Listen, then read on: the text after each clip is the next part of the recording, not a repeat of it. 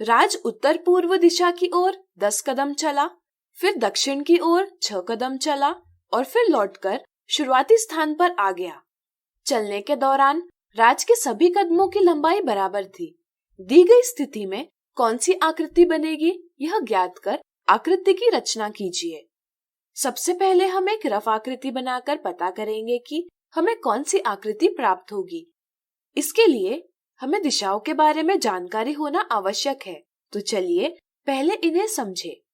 आपको याद होगा कि 4 मुख्य दिशाएं होती हैं, पूर्व यानी ईस्ट, पश्चिम यानी वेस्ट, उत्तर यानी नॉर्थ और दक्षिण यानी साउथ। इसी के साथ इनके बीच की दिशाएं हैं उत्तर पूर्व यानी नॉर्थ ईस्ट, उत्तर पश्चिम यानी नॉर्थ वेस्ट, दक्षिण पश्चिम यानी साउथ वेस्ट, दक्षिण पूर्व यानी साउथ ईस्ट, जिन्हें हम आकृति के माध्यम से इस प्रकार दर्शाते हैं। तो चलिए दिशाओं की समझ से अब हमारे सवाल को हल करें। हम राज का स्थान बिंदु P से अंकित करेंगे। राज उत्तर पूर्व दिशा की ओर 10 कदम चला। मान लीजिए 1 कदम बराबर 1 सेंटीमीटर, इसलिए इसे हम उत्तर पूर्व दिशा में रेखाखंड PQ खींचकर इस प्रकार दर्शाएंगे। फिर राज दक्षिण की ओर 6 कदम चला। इसे हम दक्षिण की ओर रेखाखंड QR खींचकर इस प्रकार दर्शाएंगे और फिर राज लौटकर शुरुआती स्थान पर आ गया। इसे हम बिंदु R को बिंदु P से जोड़कर प्राप्त रेखाखंड PR से दर्शाएंगे। हम देख सकते हैं कि हमें एक त्रिभुज प्राप्त हुआ है, इसलिए हम कह सकते हैं कि दी स्थिति से एक त्रिभुज बनेगा। क्या आप बता सकते हैं कोणों के आधार पर इस त्रिभुज का प्रकार क्या होगा? सोचिए सोचिए। चलिए हम बताते हैं। हम देखते हैं कि बिंदु R से बिंदु P पश्चिम दिशा में है और बिंदु Q उत्तर दिशा में है। इसका अर्थ है भुजा PR और भुजा QR एक दूसरे से समकोण बनाती है, यानी कि त्रिभुज PQR एक समकोण त्रिभुज यानी राइट एंगल ट्राइंगल है। चूंकि त्रिभुज PQR एक समकोण त्रिभुज है जिसमें कोण R एक समकोण है, इस जानकारी से हम कह सकते हैं कि त्रिभुज PQR में भुजा PQ कर्ण यानी हाइपोटेन्यूज है और भुजाएं QR एवं PR पाद यानी लेग्स है।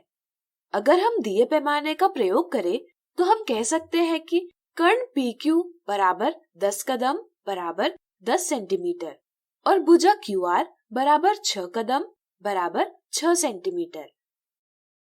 चूंकि हमें समकोण त्रिभुज के कर्ण और एक भुजा का माप पता है, इसलिए हम RHS कसौटी यानी RHS क्राइटेरिया से एक अद्वितीय त्रिभुज की रचना कर सकते हैं।